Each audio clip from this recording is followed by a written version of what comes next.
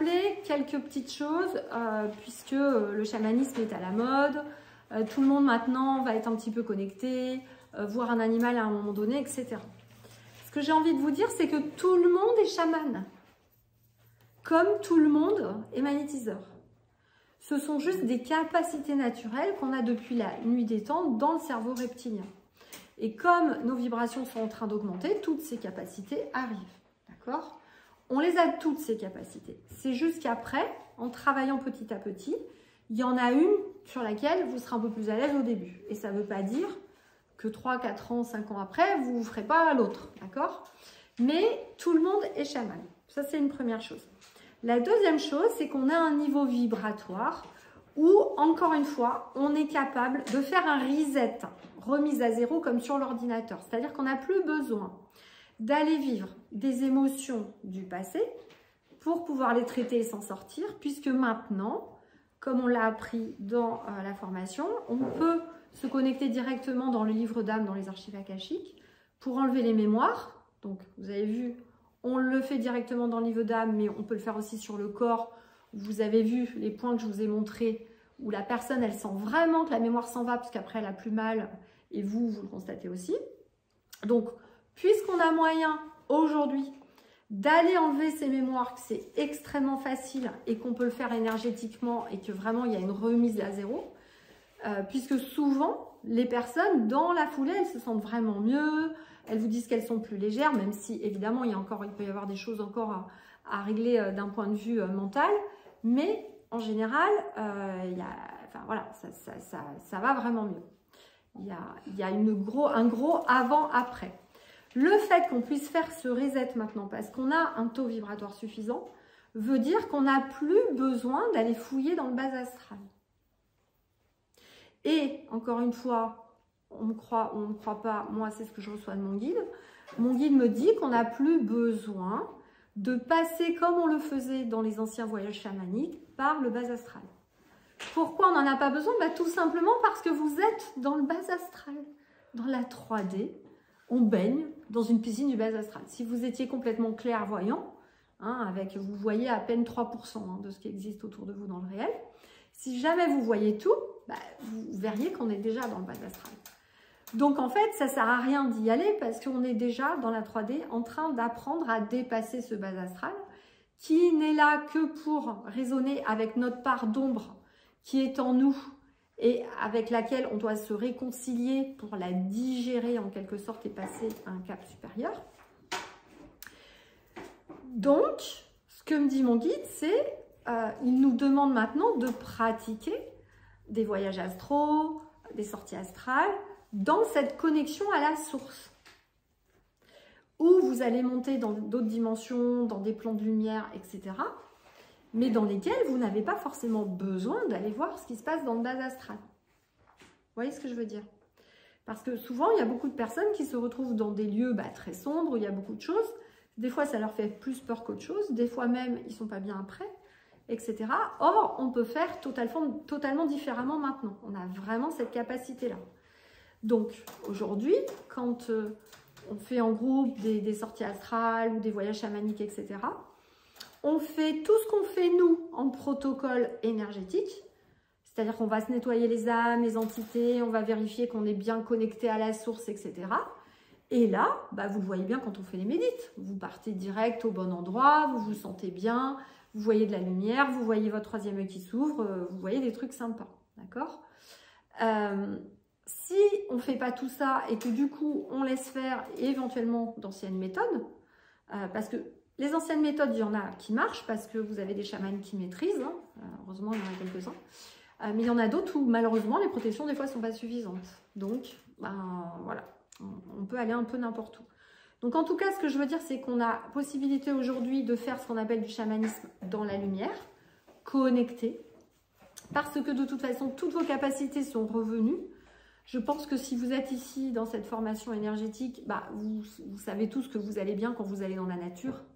Quand vous êtes au contact d'arbres ou d'animaux, donc c'est une évidence que c'est notre capacité naturelle, vous êtes juste en train de la reconnecter et ce sera très facile d'avoir des animaux totems. C'est pareil, à l'époque on vous parlait d'un animal totem, au jour d'aujourd'hui vous en aurez plein. vous n'en aurez pas qu'un. Ça, c'est complètement dépassé aussi. C'est exactement comme en énergétique, qu'on n'a pas qu'un guide. En général, on en a 2, 3, voire 4, plus tous les autres. C'est exactement la même chose au niveau des animaux. Vous aurez toujours au minimum, allez, minimum du minimum, au moins 4 ou 5 qui vont vous aider. En fonction, pareil, de ce dont vous avez besoin. Et ce n'est pas forcément l'animal en correspondance avec ce qu'on traduit dans le chamanisme. Vous aviez des livres sur les animaux. Moi, je constate aussi dans les voyages et dans ce que disent les personnes que des fois, c'est pas du tout ça. Parce que ça peut être juste l'animal, parce que vous aviez cet animal en plus petit. Ça peut être juste ça. Vous voyez ce que je veux dire? C'est pas forcément que la signification, d'une part. Et d'autre part, ça va être souvent... ça peut même être parfois un animal qui va vraiment avoir une... Pas forcément venir pour renforcer vos capacités, mais juste venir pour vous montrer autre chose. Alors vous me direz, c'est quand même rare que j'ai des clients qui ont des araignées qui arrivent ou des serpents, mais ça peut être un animal dont vous avez peur également, pour vous faire progresser dessus. Bon, ça arrive un peu plus rarement, parce qu'en général quand même, les animaux dans l'invisible, ils aiment beaucoup collaborer avec l'être humain, donc ils vont éviter de vous faire peur. Contrairement au bas astral, etc., qui va tout de suite vous faire des cauchemars, vous mettre des monstres dans les rêves pour vous faire peur, etc., etc. On va moins avoir ça. Vous allez en voir en général des animaux avec lesquels vous allez être à l'aise. Donc ça va être sympa, ça va être un loup, ça va être un aigle, ça va être un chien, ça va être une chouette, je ne sais pas qu'est-ce qu'il peut y avoir, un tigre. Enfin, ça peut être plusieurs choses. Voilà. Mais ce qui est important dans tous les cas, c'est de bien comprendre qu'on n'a plus besoin en fait d'aller dans ce bas astral. Et c'est vrai que moi, dans tout ce que je capte dans les messages, alors encore une fois, c'est peut-être moi qui ai tort, hein, je ne suis pas parfaite et voilà, je ne détiens pas la vérité, je pense que personne ne la détient d'ailleurs.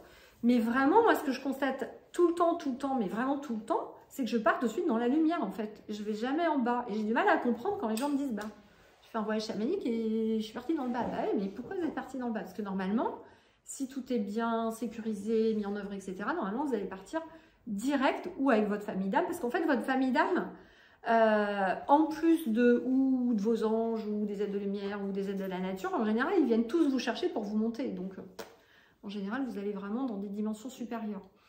Dans les dimensions dans lesquelles on va, je ne sais pas toi, Raphaël, mais en ce moment, on va beaucoup à partir de la dimension 10. Voilà.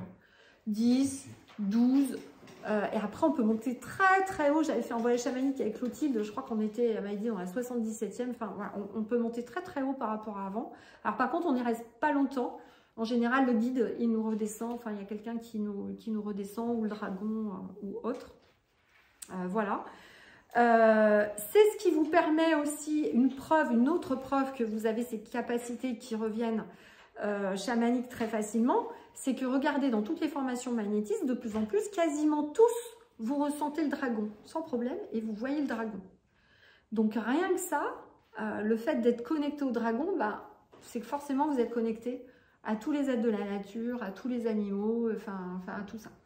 Puisque normalement, dès lors qu'on a un dragon avec nous, bon, c'est souvent déjà que vous étiez dragonnier dans d'autres vies, mais Fatouati, mon dragon, a l'air de me dire que maintenant, quasiment tout le monde a un dragon, en fait, et peut en appeler un. Puis, il faut que vous sachiez qu'il y a plein de dragons d'autres planètes qui viennent nous aider également, donc il y en a de plus en plus, et en général, vous aurez un dragon attribué. Mais en tout cas, essayez d'émettre toujours l'intention. Vous voyez, même avant de dormir, je vous disais tout à l'heure, avant de dormir le soir, émettez l'intention, puisque votre corps astral, la nuit, il va sortir de votre corps physique pour aller faire sa mission d'âme nocturne. Hein. Bon, par exemple, moi, la nuit, je fais plusieurs choses. Je fais de l'exorcisme, mais je fais aussi, je nettoie les rivières, par exemple. Moi, je nettoie l'eau, voilà. C'est une de mes missions. Donc, vous allez faire des trucs la nuit. Et donc, quand le corps astral, il traverse d'autres dimensions pour aller faire ça et il re-rentre, bah, dans les dimensions que vous traversez, il y en a beaucoup dans lesquelles il y a du bas astral. Et c'est là où, en fait, vous ramenez des entités, tout un tas de choses du bas astral, d'autres dimensions, hein, pas forcément de celle-là, dans votre corps physique. Voilà. Mais encore une fois, comme dans la 3D, on est aussi, il y a du bas astral autour de nous, hein, bah, vous en avez aussi au quotidien toute la journée. Donc j'ai presque envie de vous dire de juste constater là, vous pouvez constater, vous, que vous arrivez quand même à vivre correctement, on est d'accord, dans la 3D, alors que vous avez une piscine du bas astral autour de vous.